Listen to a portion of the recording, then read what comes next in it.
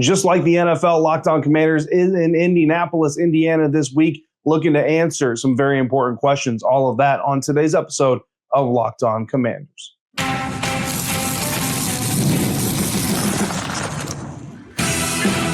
You are Locked On Commanders, your daily podcast on the Washington Commanders.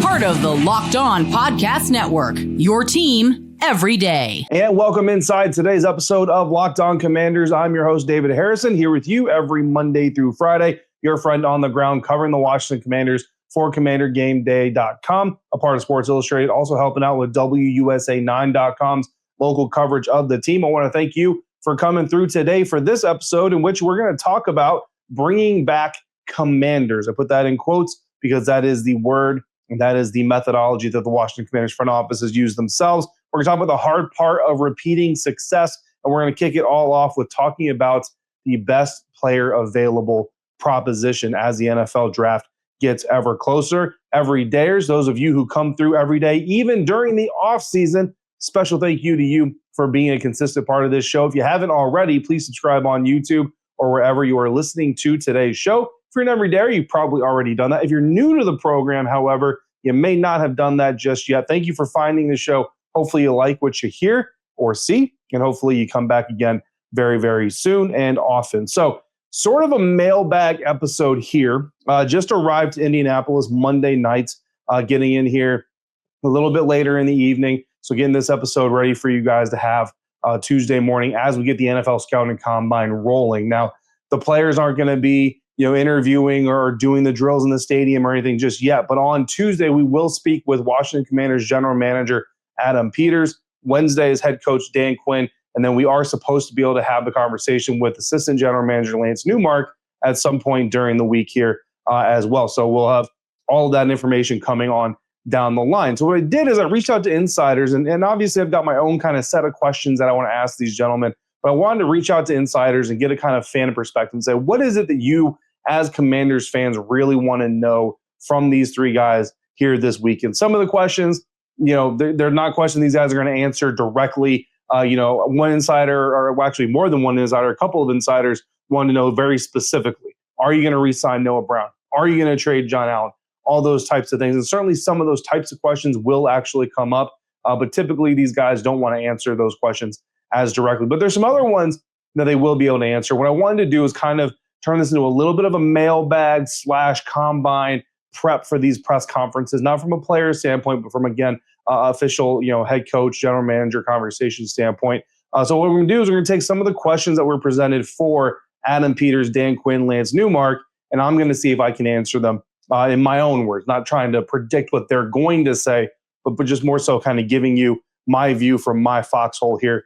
Again, your friend covering the Washington Commanders for you here in Indianapolis. So first question we want to get to here is wanting to know how much flexibility the team feels like they have, or if they need to go best player available, or they need to fill a need. Now, this is a very kind of football theological type of question, right? Everybody's got their own sorts of different answers. In fact, my son came here to Indianapolis with me. I was having a conversation with him about this topic, and he said he believes that if you have needs, you need to go into the draft, you need to fill those needs. And I told him, okay, cool. I'm a best player available type of guy, which may not necessarily fill the most important need every round, but you will end up getting a strong roster. And the truth of the matter is, there really is no wrong answer. We're all going to have our opinions on how this should be done. But at the end of the day, there are teams that are built by front offices that absolutely target their needs. They hammer their needs. We need a new offensive tackle. We are going to go get a new offensive tackle. We need an improved defensive line. We're going to continue drafting first-round D linemen until we find ourselves a Hall of Famer centerpiece that we can build around. We're going to just keep hammering that home. And then there are teams that just go out there and they go best player available. And then sometimes those things shift depending on what situation the team is in. Are we in complete rebuild mode? Do we have a lot of fixtures on our team? We just need to kind of plug and play some contributors here and there. It kind of is ever morphing, right? But overall, my opinion on best player available and picking for team needs is they kind of go hand in hand, right? So if you're looking at number 29, for example, if the best player available in the NFL draft to pick number 29 is a quarterback, if you're the Washington Commanders, you're clearly not going to go with a quarterback, right? Because you have Jaden Daniels. Even if that quarterback may be better someday than Jaden Daniels. Jaden Daniels had the rookie season, the type of rookie season, I should say, where you're not going to draft a quarterback, right? Like we've seen first-round quarterbacks drafted, and then 2 years later or so, their team is looking at another quarterback again. This is not one of those situations. So even if the best player available at number 29, which it won't be this year, but go with me on the analogy, even if the best player available at number 29 is a quarterback, if you're the Washington Commanders in this situation, you're not going quarterback. So even though I say I'm a best player available type of person, that does have kind of some influence, some contextual matters to go in there, right? So I think those things are kind of important to look at. Now, going back to last year's draft, and going back specifically to Assistant General Manager Lance Newmark, he in his post-draft press conference, he talked about how all of them, the scouts, the personnel, Adam Peters, Dan Quinn, all of the coaching staff, everybody, they all went into the draft process looking to get commanders, players that fit that commander's role. That's going to come up again later here in this episode, in this conversation. And the way that Lance Newmark rather put it was they went out looking for players who possess the same core beliefs as the rest of the organization. Quote, we added a lot of good players and a lot of players that we believe in that believe in what we believe in. So, end quote. So that kind of is going to influence that best player available, right? Because when you're hearing the Washington Commanders speak, and Lance wasn't the only person to kind of talk about this kind of stuff, best player available isn't necessarily just an athletic measurement. It's not just a college stat production measurement. It's a mentality. It's a character measurement, right? It's who the man is beyond the pads, beyond the stat box, right? And those are things that us as media, we're not going to really get to dive into a lot here at the NFL Scouting Combine. We don't get to go sit in the meeting rooms, and we don't get to go sit here and interview the players outside the podium. And at the podium, it's all kind of sanitized. It's all really, you can't really get into the nuts and bolts of who a guy is really. Typically, if you find out who a guy is at the podium here in Indianapolis, it's not a good thing. Typically, it's a guy who's kind of putting his foot in his mouth, and maybe he's going to regret some of the comments that he made at a later date. So we're not going to get at that. But what you have to do is you've got to find the right people, right? So that's basically what Lance Newmark is saying is best player available is the way that the Washington Commanders are going to go, and it has to be about the best fit. The need certainly is important, and the need could be a tiebreaker.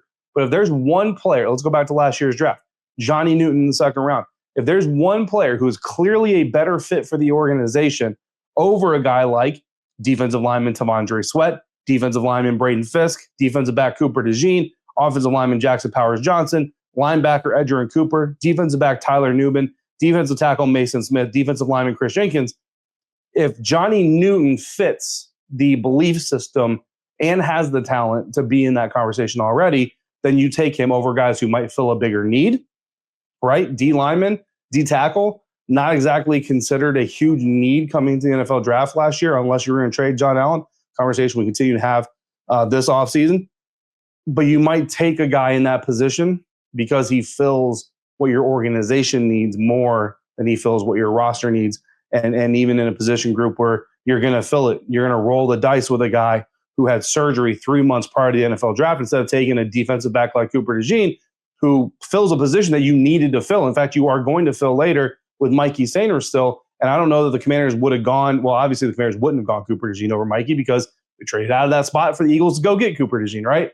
So you see the Washington Commanders making decisions, and obviously somewhere in that room, Mikey Sainer still fit the thread of what a Commanders player is going to be under this regime, more at least at the time than they believed than Cooper DeJean did. Doesn't mean Cooper DeJean doesn't fit, just means that somewhere in that room they felt like a guy like Mikey Sainer still would fit better, which is what helped inspire the Washington Commanders to move on, not take Cooper DeJean, take the trade, move back, and eventually get a guy like Mikey Sainer still and a guy like Johnny Newton, who, again, going back to early conversations after the first round last year, ahead of the second round last year, Johnny Newton viewed a lot as kind of a luxury type pick. And even today, he's a second round draft pick in the NFL who would be your third D lineman, defensive tackle, I should say, on your depth chart. A lot of people would say that's a little bit of a luxury pick even to this day. But again, it's about setting those foundational pieces. So best player available, team need. The team needs good people. The team needs people who believe in the same things they believe in. So it kind of fits the whole thing. And that's the best player available because he fits the mentality of the Washington Commanders. It all kind of goes hand in hand. So really at the end of the day, we're all kind of talking about the same thing. We just may not be talking about it in the same context. So that's our first question. here for the NFL Scouting Combine 2025. We got a lot more coming up. Next up, we're going to talk about what the hardest part of free agency might be coming from a personnel perspective. That's coming up next on today's episode of Locked On Commanders, part of the Locked On Podcast Network, your team every day.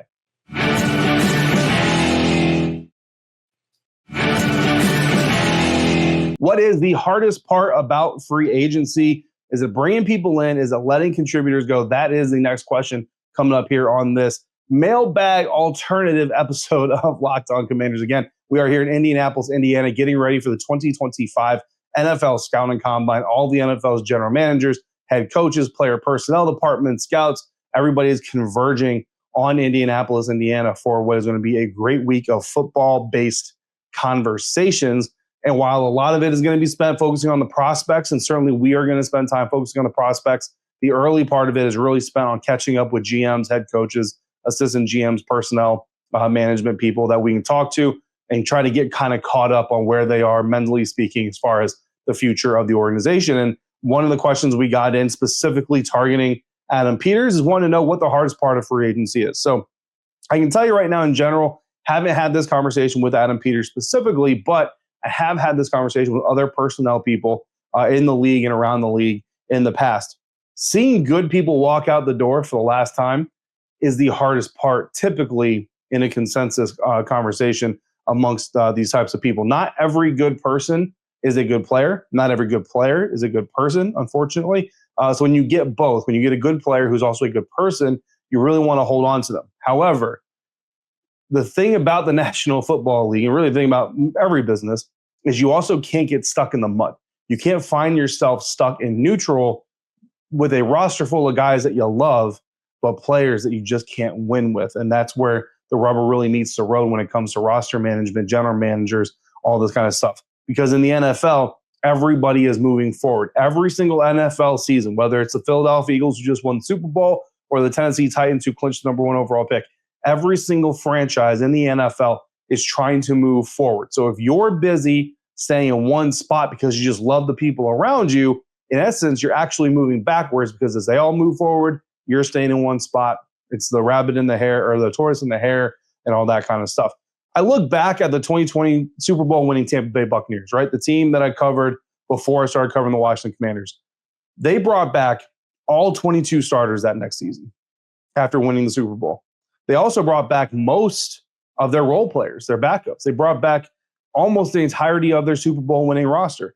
They brought back the most players from a Super Bowl winning roster the next season of any team, any Super Bowl winning team in the Super Bowl era. That's how many Buccaneers they brought back from that championship team. Certainly Tom Brady has something to do with it, right? But at the same time, the cap space was there, the roster management ability was there, the negotiation was there from Jason Light, the general manager, all those things. So they were able to bring back all of those players.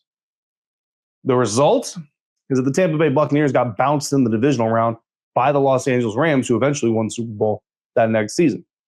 So what now? Do the two things go hand in hand? Not necessarily, but during that season of the Tampa Bay Buccaneers bringing all their champions back, we did start to see some cracks in the foundation. We started to see some drama. We started to see some stress take hold. And now all of a sudden, Tom Brady's not yelling at a group of Buccaneers players who are trying to get over the hump. He's yelling at champions. Like, these dudes are champions. And you're on the sideline screaming at them. You're in practice yelling at them, cussing them out, doing all this other stuff. It's not cute anymore when you're doing it to champions. And that many champions coming back isn't necessarily going to do it. So bringing in people is the easy part, right? Bringing in people is the easy part because they're going to be on the same page, at least at the beginning. Everybody's on the same page. Everybody sees things the same way, everybody's pulling in the same direction. When you get to the NFC Championship game, it's going to be hard to let people walk away. For example, Cleveland Farrell is a guy that, on our program, on this program, we've had plenty of conversations about being a guy who potentially needs to be let go. So not let go because he's not under contract, but you need to allow him to walk out the door. The hard part there is if you just really love the dude. And look, I've never had a bad experience with Cleveland Farrell. Like, every time I've talked to him in the locker room, in the hallway, just walking by him, say, hey, what's up, Cleveland? Hey, what's up? It's all been good quality conversations, all good quality interactions. Never had a bad interaction about him. But what Adam Peters has to do, what Dan Quinn has to do, what his coaching staff has to do, is they had to look at Cleveland Farrell, number 99, the player, in burgundy and gold and say, is he really going to be part of the foundation that gets us to the championship? Not, is he a really good dude that we want to have over for dinner? Not, is he a really good guy that we want to have a beer with on the weekend? That doesn't matter, right? In the essence of that doesn't matter as much as the rest of it does. And there's also this, I think it's always kind of sitting here nagging you in the back of your mind, right? You go replace a guy like Cleveland Farrell and you hope, right? And you're going to do your due diligence. You're going to do all the work in the world to say we're replacing him with a better version of him. But there's a possibility always that's not going to work out. That guy could get injured. That guy could just not pan out. Whatever it is, that could go backwards, right? You have an NFC Championship caliber roster. If you come back this year and go to the divisional round and get bounced, go to the wild card round and get bounced, don't make the playoffs, what is our conversation going to be next offseason? More than likely, it's going to be a conversation about where did they go wrong? Where did they move backwards? Where didn't they move forward enough? What moves did they make that weren't panning out? And look, if there's a defensive end opposite of Dorrance Armstrong Jr. that just ain't it, there are going to be people who say, man, I would rather have Cleveland Farrell back here. They should have just kept him. You know what I mean? So these types of things happen. And as much as like if you're Adam Peters, you got to block out that outside noise, it matters because outside noise also echoes inside the organization. There are going to be people inside the organization who wonder like, man, where did we take this misstep? Where did we go wrong here? So the pressure of success is hard to replicate. And a lot of times GMs, personnel managers, personnel department people will get stuck in this mode of, well, I want to keep as many of those people as we got there with that we can. But I have confidence that this group is confident what got them there, understands the contributions of the individual people, but also understands contributions of the organizational thesis or theology, whatever you want to call it, and understands how to move forward. So we'll see. But hopefully that answers that kind of question. It's a really good question to get into with AP, hopefully during our local scrum after his time at the podium. Finally, first Dan Quinn question that I got really wasn't directed towards Dan Quinn specifically, but more so just kind of a general roster question. And really it's about Chris Rodriguez. And one of our new insiders said, want to get your opinion on Chris Rodriguez. I feel like he's underrated. Anytime he's been on the field, I think he's been a playmaker. Do you think he'll be with Washington next season? End quote, or end question, rather. And like I said, it's more so a question for me, but that's a question that kind of speaks to what Dan Quinn has really preached, and also Adam Peters, also Lance Newmark, about being a commander. And he's not going to answer it directly, I don't believe. Like if I ask Dan Quinn, hey, are you going to bring back Chris Rodriguez? I don't think he'll say yes or no, especially at this stage in the offseason.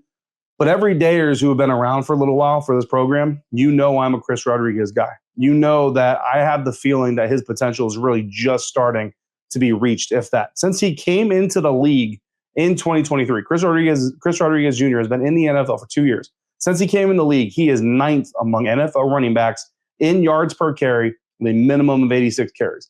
That's all NFL backs over the past 2 years that have at least 86 carries. Chris Rodriguez is top 10 in yards per carry. Now, Brian Robinson Jr. isn't even the second highest back to have played with Washington over the past 2 years in this group. That's Antonio Gibson, who has a 4.4 yards per carry average over the past 2 seasons, last year with the New England Patriots. B-Rob, meanwhile, is tied for 32nd with a 4.2 yards per carry average. Austin Eckler is tied for 48th with a 3.9 yards per carry average. Now, I'm not saying that this means that Chris Rodriguez should be the starting running back, because teams also don't game plan against him. They don't prepare for him, right? However, it shows, just like the question asked, when Chris Rodriguez gets opportunities, he makes good on them. And despite that fact, he never once showed an ounce of frustration that I saw about having a great game or having a great performance and then being inactive the next week. Brian Robinson, to me, he's still the best back in the room. Eckler is the most veteran back, has that veteran savvy. He's more pass catching ability, although I still maintain that B-Rob and C-Rod both have more pass catching ability than we've seen get tapped into. But the bottom line is Chris Rodriguez has shown that he can ball, and he's willing to do the dirty work as well. Play special teams, he'll play scout team, he'll do all those things. But when he gets the opportunity, he absolutely shows up for the Washington Commanders. We should absolutely be back in 2025, because that is what this team says they want in Commanders. Guys who are willing to do what the team needs them to do it without pride, do it without selfishness, do it without searching the spotlight. And Chris Rodriguez, I think, is shown to be that type of person over the course of his early NFL career. So it kind of goes back to just saying who you are as an organization. This is how you show it. by bringing a guy like Chris Rodriguez back in 2025. Also, Chris Rodriguez is an exclusive rights free agent, so the Washington Commanders can get him for super cheap anyway, so it really doesn't make any sense not to bring him back. Those are some of the first questions. We got a question for all three. If anything is a priority right now, what should it be? That's next on today's episode of Locked On Commanders, part of the Locked On Podcast Network, your team every day.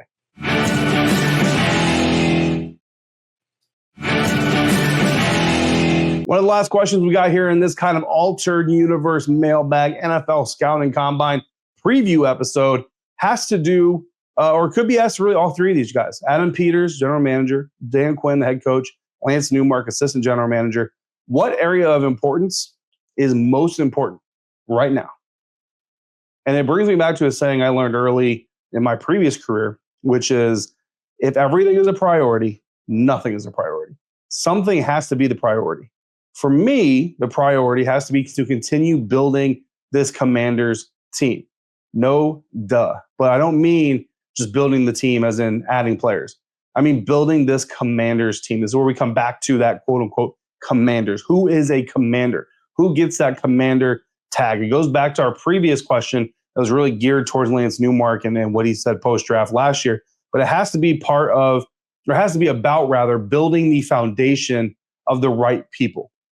So you look at veterans like Bobby Wagner, Zach Ertz, right? Those guys, they can be bricklayers, but they're not going to be the foundation of your team. Like 10 years from now, Bobby Wagner is not going to be a commander. Zach Ertz is not going to be a commander. 8 years from now, 5 years from now, these two guys are not going to be commanders. They're not going to be in the league. You know what I mean? So they can't be the bricks. They can't be the foundation. Now they can help lay the foundation. They can be the bricklayers, right? As I put it. But guys like Jaden Daniels, guys like Mikey Sainristil, those are your bricks. Those are the guys that your foundation is going to be built upon for the next decade. And as they get older, they're going to be the guys that also help usher in the new generation of bricks that they're going to replace themselves with. So you got to get that right. And again, it kind of goes hand in hand with our best player available stuff too. You go out there and everybody wants an offensive tackle. Everybody wants to see this O-line get better. And at 29, Josh Connerly out of Oregon is available. And he's the best tackle on the board. He's the best offensive lineman on the board right now. Number 29, people are going to say, boom, slam dunk, you take this kid. But let's say, and I'm not saying this is a thing about the player. I want to get this very clear. This part is purely hypothetical. But let's say this dude is about as selfish as it comes. This dude is the Devontae Adams of offensive linemen. He doesn't want to win unless he's a reason is win. If he is not blocking, if he's not lead blocking for the game-winning touchdown, he doesn't want that touchdown scored. That dude is not a commander, if that's the case. Then you don't draft him. You can't draft that guy because that is a brick for your foundation. And that dude is going to crumble. When the pressure gets going, that dude's going to crumble. That dude's going to have a fake injury that takes him out of game. He's going to force you to trade him to somebody else and leave you high and dry. That dude is not a foundational player. That's right. That's what I'm saying. So you need to go get more of those guys. That's got to be your priority. Your priority can't be everything because our priority is tackle, but our priority is also edge rusher. Our priority is also linebacker. Our priority is also cornerback. But we also need to prioritize running back. We also got to prioritize wide receiver. If you're prioritizing all this craziness, you're prioritizing nothing. So what do you prioritize? Getting commanders. Getting the types of players that fit the brainwave and the mentality that this Commanders front office wants them to fit. Speaking of offensive linemen, one of our insiders wants me to ask Dan Quinn, what kind of offensive linemen are you looking for? So it's a passing league. So at the end of the day, pass pro is going to be a must. At the end of the day, if you're a wide receiver, you have to be able to catch the ball. There are receiving prospects in this NFL draft that we're going to talk about during the course of this pre-draft process who have very good wheels. They've got good size. They've got good length. They've got good production. They also have a lot of drop passes. That is a problem. As a wide receiver, you have got to catch the ball. As an offensive lineman in the National Football League, you've got to be able to pass protect. If you cannot pass protect, you're a non-starter in the National Football League, period. So when you go out there searching for a Washington Commanders offensive lineman, has to be able to pass pro. If you hear a guy talk about this offensive lineman says he's a really good run blocker, needs some help in pass pro. That is not a first-round guy. That is not a second-round guy, third-round guy, fourth-round guy, maybe a fifth-round guy. If he's a huge road grader run blocker, you might take a flyer on him in the fifth because if we can make him an average pass blocker, and a great run blocker, then we might have something there. But he's got to be able to pass pro, bare minimum. That being said, this team also clearly wants guys that can move. They want to run the ball left. They want to run it right. They want to run it between tackles, guards, over the center if they could. They want to run the ball every which way. And they need guys that can move. They can move from side to side, pull, swing, guys that can get up to the next level, to the second level, the third level, find work, play in space with intelligence. This is an RPO-heavy team, which leaves the opportunity for ineligible men downfield. So you've got to be able to hold your blocks, hold the point of attack, but also be smart about where you are spatially. You got a mobile quarterback. Mobile quarterbacks lead to a lot of opportunities for holding penalties because you don't know where this guy is running. He could be running right, he could be running left.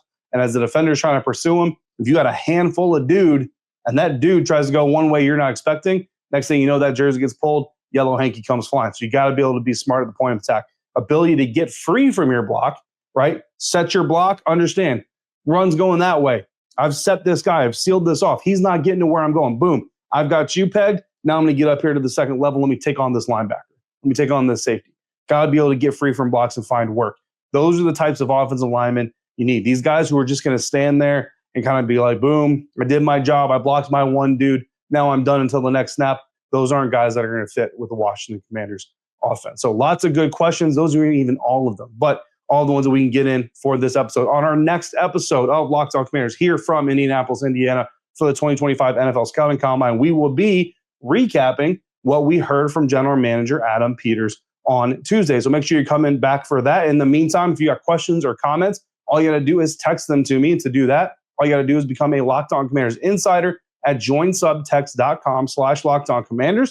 And that is how you will get involved in future mailbag type episodes like this one was today. For your next listen, check out the Locked On NFL podcast. Tyler Rowland kicks you off in the morning with a double shot of NFL espresso. Tony Wiggins brings you back in the afternoon for some real NFL talk. It's the all-new Locked On NFL, and it's twice per day. As always, thank you so much for making Locked On Commanders your first listen of the day, every day, everydayers.